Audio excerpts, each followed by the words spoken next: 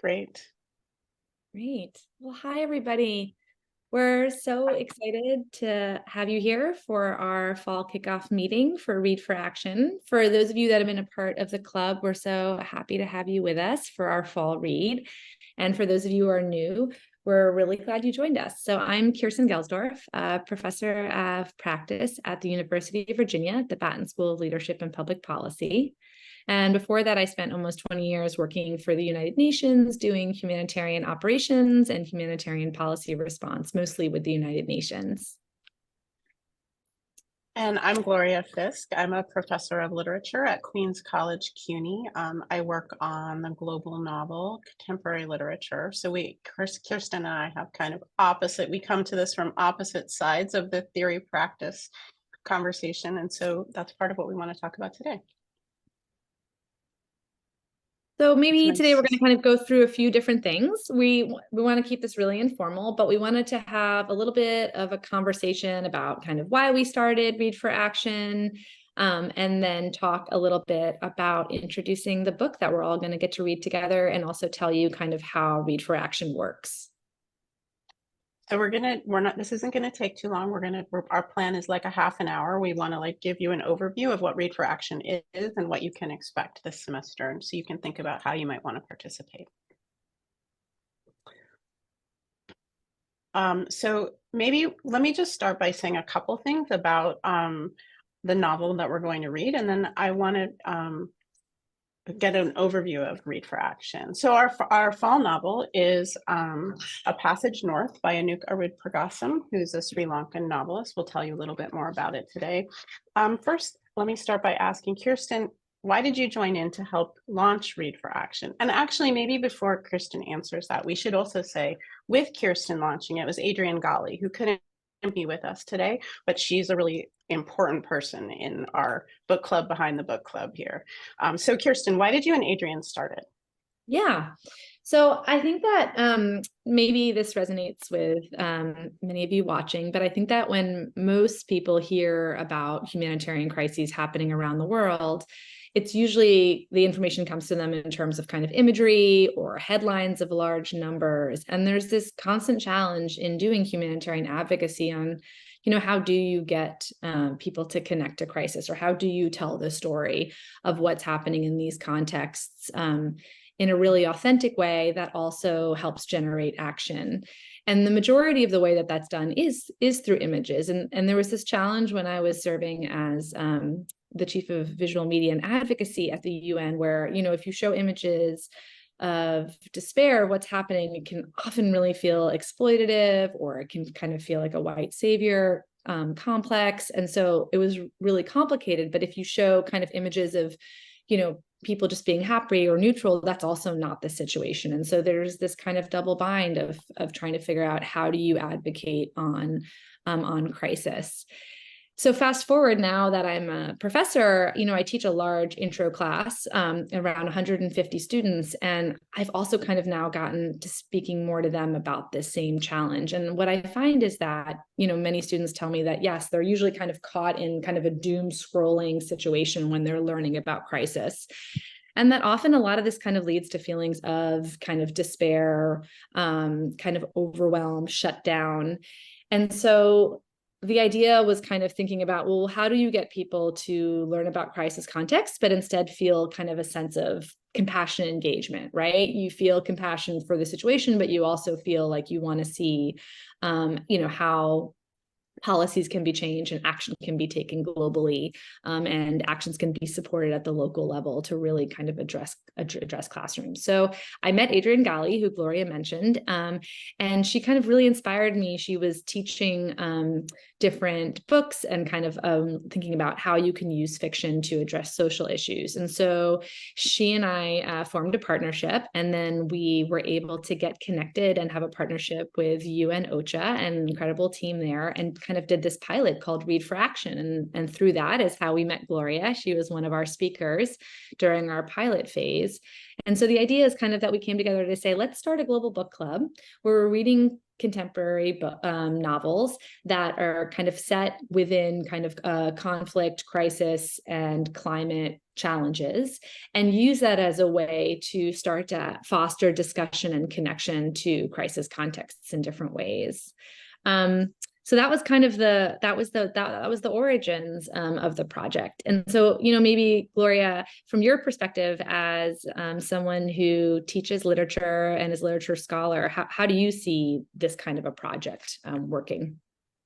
Well, actually, when I met Adrienne first, and I was so excited by what she was doing. And I was also, to be honest, like a little bit skeptical, because a lot of my research actually has kind of taken a sort of contrary approach to this. I feel like as a literature scholar, there's there's a sort of dominant institutional response to some of the difficulties that we have studying literature in the 21st century, which is primarily people think, why would you study literature? You can't make any money studying literature. All the sort of neoliberal structures tell us that, like, what's the reason to do this? And an argument that a lot of literature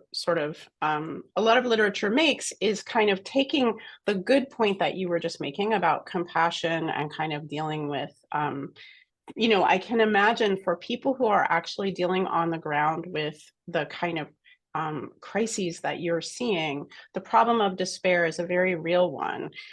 The question of what literature can do for that, I think it's sometimes easy for literature scholars to be a little bit too kind of complacent about it and be like, oh, we foster empathy. A lot of the novels that I teach are written from locations outside of the United States. They're often by people of color. And there's a sort of argument that gets made that, like, oh, if you just read like literature by people different from you, that makes you like a better person. And for me, I'm like very ambivalent about that claim. I feel like for me personally, I actually really just love reading those kinds of novels. It's actually just, I really love doing it. But when I teach these novels in my classes, I teach in New York City. My students are from all over the world and they love reading those novels too.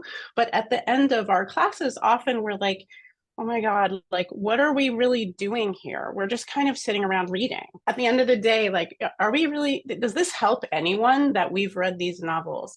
And I think actually part of what I really find exciting about Read for Action is the way that it can help us think about what to do with that feeling that we have. Like, we've read these novels, we've thought about these experiences that might be new to us, or they might be very familiar to us. In some cases, we're reading about things that are like set in faraway places, about experiences we haven't had, and we just feel this like concern. And so what do we do with that feeling? And I think for all of us, there are ways we can get more involved at the level of our communities, that with mutual aid projects and all kinds of things that we can do that don't necessarily seem obvious. So part of what I want to do with Read for Action is to kind of, and that I've found so inspiring in the conversations we had last year, where we had people coming to the club from all over the world and thinking about all different kinds of communities and how their experience of reading these novels might help them like have more meaningful lives in their communities as like actors doing things that creating the kind of change that they want to see. I love that. So maybe we should start now to think about how Read for Action actually works. Let's talk about how the club actually works. Yeah. So over the next 2 months, we're going to be reading A Passage North.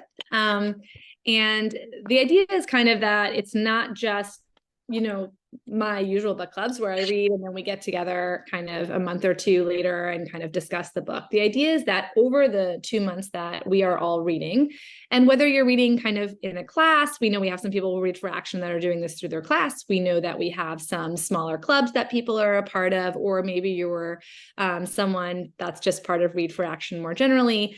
While you're reading over those 2 months, we're going to be also kind of posting different kind of policy, different policy issues that relate to what's going on in the book, background, historical context.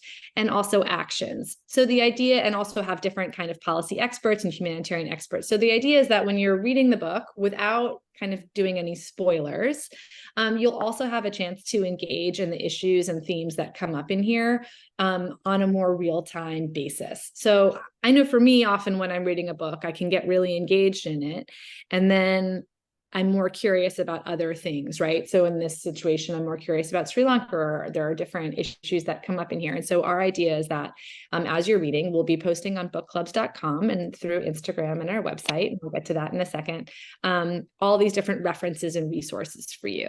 So a way for you to engage with the issues that are coming up.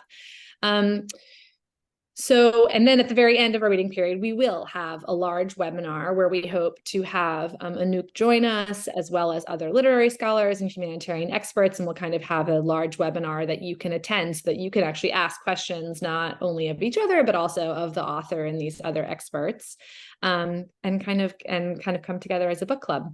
And that will happen at the end of November, early December, and we'll be sending everything out.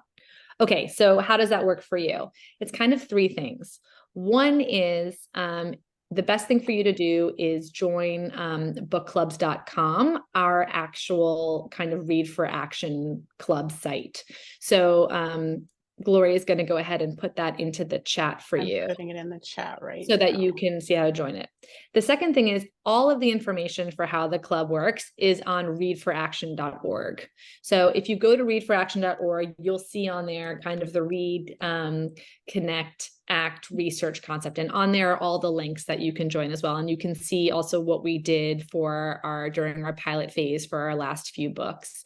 And the last thing is, if you want to join our Instagram, you can as well, and you'll see that on the website, and that'll just kind of give you updates on what's happening. But really, if you join bookclubs.com, there is an option on there. You'll get different messages once in a while. So for example, we've already sent out the Council on Foreign Relations primer on Sri Lanka. So for those of you who are interested in learning something more generally about Sri Lanka, we just recently had Sri Lanka presenting in the United Nations General Assembly. And so we posted the video and the transcript of that, so you can kind of see what are some of the current policy issues that are being discussed, right? So that's kind of the idea, is that you have an opportunity to engage in these issues in different ways. And you also have the option, of course, on bookclubs.com to DM each other and kind of form a community. So that's where we hope to kind of see you all. And we'll also put, general kind of book club discussion questions on there as well. So kind of as, our last part of this, kind of diving into the book, I wanted to, ask Gloria, as a literary scholar, kind of why are you excited about this book? I could talk about this for a long time, but I'm going to try to be brief. So first of all, I'll say a little bit about how we chose this book. We had, like I mentioned before, the book club behind the book club. So we've been meeting, Kirsten and I, and Kaylee and Lacey, our book club co-participants, who we read a bunch of novels. Kaylee Mullins narrowed down a list for us of possible choices, and we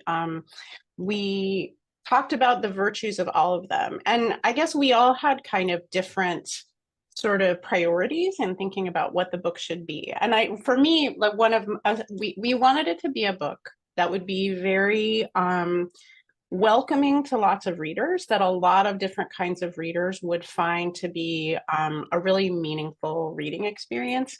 But at the same time, we wanted it to be something that would be maybe a little bit different than what you would find on your own. Like that, there are some books that, the reason they're popular is because they're just very accessible. We wanted it to be something that would be kind of new for our readers, but also very, very engaging. So that was sort of something that we all agreed on. For me also, as a literary critic, I feel like when I'm bringing my students a book, which is how I think of, like, I write a syllabus, I'm like, okay, well, I can only choose a few books, and I want them all to be really powerful for my students in different ways. And I also just really love literature. So I want it to be like by a writer who's doing something very interesting with the form of the novel in a way that doesn't just feel like academic or boring, but that feels like, to any reader, it feels like there's a reason why this is a novel and not something else. It's actually interesting to read. It like carries us through the story in the way that it's written, as well as by the story it tells. And this novel by Anuka Rudpragasam, I feel it does that so well. It's a beautifully written novel that has, and so now I'm going to tell you a few things about the novel. No spoilers. I've gotten pretty good at not giving spoilers because I'm a teacher of literature. So a few things to know about this novel. So one thing is, it's in the Humanitarian Book Club, we like to have novels that are engaging with these sort of big political crises of our time, like migration, climate crisis. This is a novel that does that, but it's not like a war novel in the sense that it's set in the middle of some crisis. It's actually like the protagonist, the dominant story is a love story. The main story of the novel is about, it's a very, I think, relatable situation. A guy, beginning of the story, gets an email from a woman who broke his heart, and he's like, how do I respond to this? That's like part of the setup of the novel. But the kind of context in which he's asking this question is in the Sri Lankan Civil War, which took place from 1983 to 2009, which I didn't know before I read this novel. That is the backstory for this love story that we have. The characters in this novel are very vivid. I read this novel for some months ago, and I just had the characters in my mind like so clearly. The characters are so vivid. The love story is really powerful. It's also a story, I think, about grief, and how people live in the aftermath of some of the worst things that happen to them. But at the same time, it's about how they live after that. So I felt like this is a novel that, whether you're a person who has direct experience with this kind of conflict or not, there are a lot of ways into this novel. I feel like it's a novel that can kind of make people feel more connected with a part of the world that they may not know about, and yet it doesn't. It's still very, very familiar, the situations of these characters, and it's also really beautifully written. What about you? So for me, I think in addition to the things that you mentioned, is that I think you really get to meet these characters. Like, you really get to it. The writing is so beautiful. I think this is one of the most beautifully written books that I've read in a long time. It's one of those books that you kind of can lean back and kind of get lost in, right? Some books that are kind of set in crisis or context environments, or crisis or conflict or climate environments, you're kind of like on the edge, you know. But this one doesn't do that. It kind of you really kind of absorb it, and it also has a lot of meditative prose, which I find, and elements of travel and kind of meditation and travel. And so I find that really inspiring in the way that you are kind of taken to Sri Lanka and kind of engage with the place. And then I guess the thing that I started mentioning, and you engage with the person, right? You really get to meet the main character. And I think that that's one of the other things we're really trying to do with this book club is, as I mentioned before, mostly with humanitarian crisis, you're seeing imagery or you're seeing headlines. And sometimes, sure, you hear personal stories, but they're also very much personal stories of despair, right? That organizations are using to try to, and I think that with this book, it's like we're getting to meet the whole person, right? We're getting to meet him as a complex human being that you start to feel like you're getting to really know them in a different way. So yeah, I'm really excited. I'm really excited to see what everybody else thinks and to kind of read along and hear everybody's opinions. My students just started reading it and they love it too. They love it already. Well, I think that that's all that we really kind of wanted to have this little kickoff, so that for those of you, again, who are new to Read for Action, that you kind of had a sense of what the club was and how it works. And once again, in the chat are kind of the two key links. If you start with the website, and if you join bookclubs.com for our Read for Action site, that'll kind of help link you into everything. And then, throughout the reading period, we'll be sending you kind of different updates. We might have another short webinar with a different expert. If there's some of you who are reading who feel really engaged about something that's happening in the book, we always have kind of members do different things with us. So just like Gloria. So please, please just DM us on the bookclubs.com site.